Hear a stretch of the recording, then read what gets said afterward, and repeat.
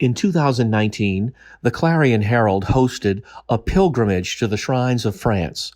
Among the most special stops was Lisieux, the home of Saint Therese of the Child Jesus.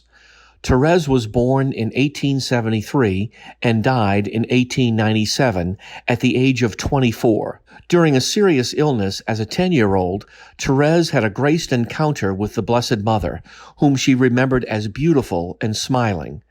Therese went on to enter the Carmelite convent in Lisieux at the age of 15, and through prayer, she directed her life to serving God and her community in little ways of love.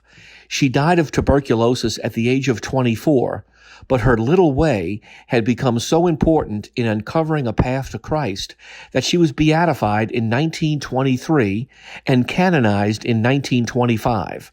Saint Therese wrote, "It is impossible for me to grow up, so I must bear with myself, such as I am, with all my imperfections.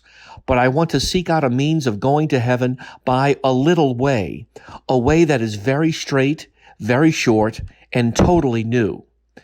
Therese at one point was embarrassed by her inability to remain awake during her hours in the chapel praying with her religious community.